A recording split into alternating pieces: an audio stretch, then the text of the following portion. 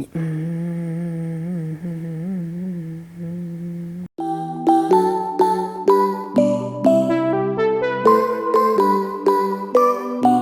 байцгаана уу? Та бүхэндээ энэ өдрийн мэнд хүргэе. За мөн өнөөдөр нөсөө тоол болон батхны сорийг арилгах аргыг зааж өгөх болно. За эхлээд би өөрийнхөө түүхийг ярив.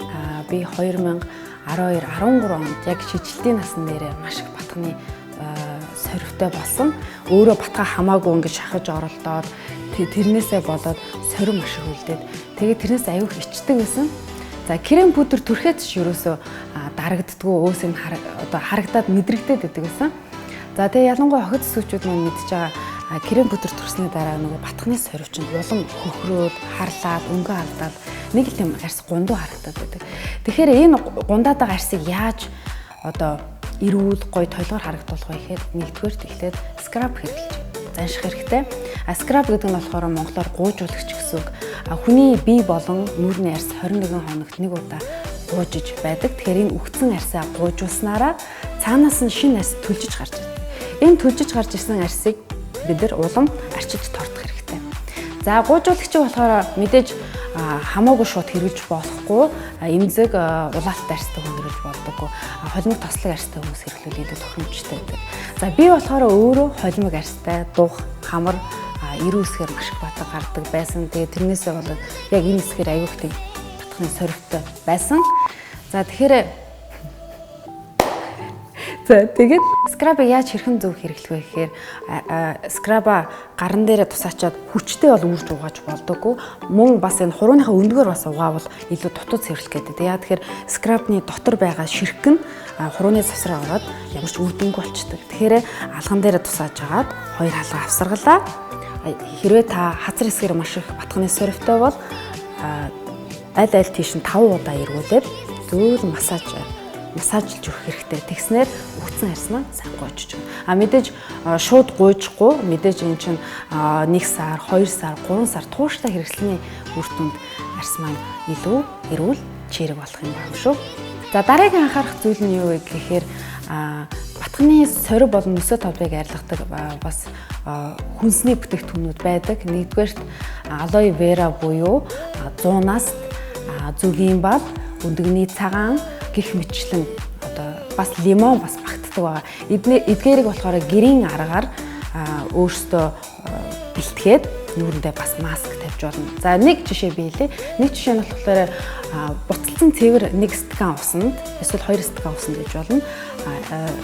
Нимбэгний шүүсийг хийгээд 2-3 халбыг хийгээд хооронд нь сайн утгаж байгаа нүрээ угаавал бас арьсыг цайруулж өгдөг, нөсөө товлыг бас багасгаж өгдөг байгаа. За дараагийн анхаарах зүйл нь юу вэ гэхээр бид нар охид сүчүүд маань өдөр тутамдаа гоосхны бүтээгдэхүүнүүдийг хэрэглэдэг шүү дээ. Тийм болохоор тэр хэрэглэж байгаа бүтээгдэхүүн дунд дотор нь байгаа одоо найрлагыг сайн анхаарах хэрэгтэй.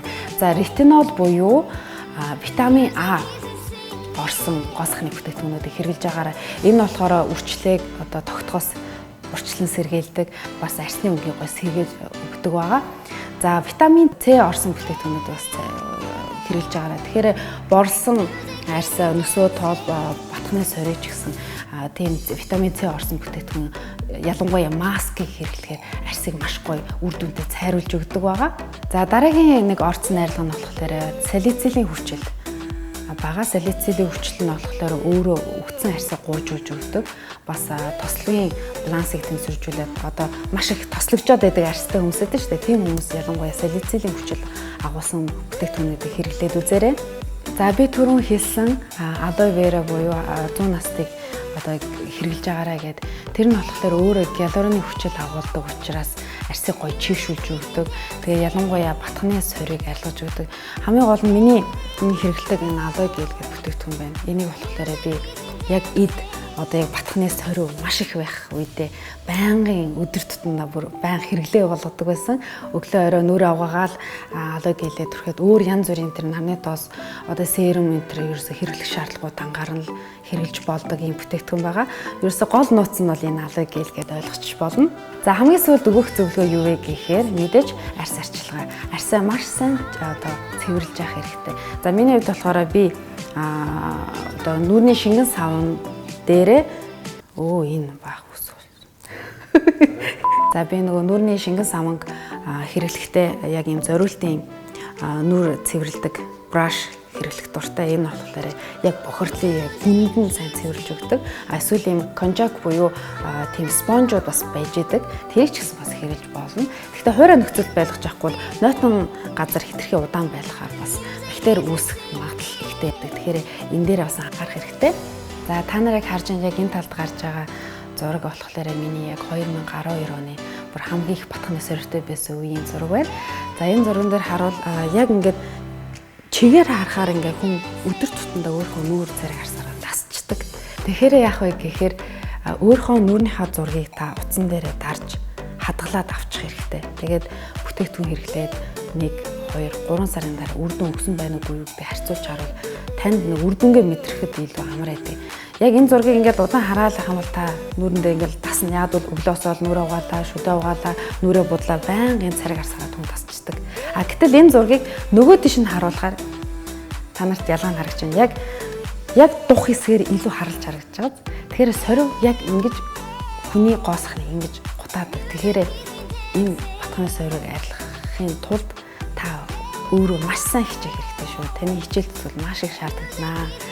Ингээд миний өнөөдрийн зөвлөгөө ингээд дууслаа. Тэгээд та бүхэнд маань бяцхан ч гэсэн хэрэгтэй зөвлөгөө өгсөн болов уу гэж би бодож байна.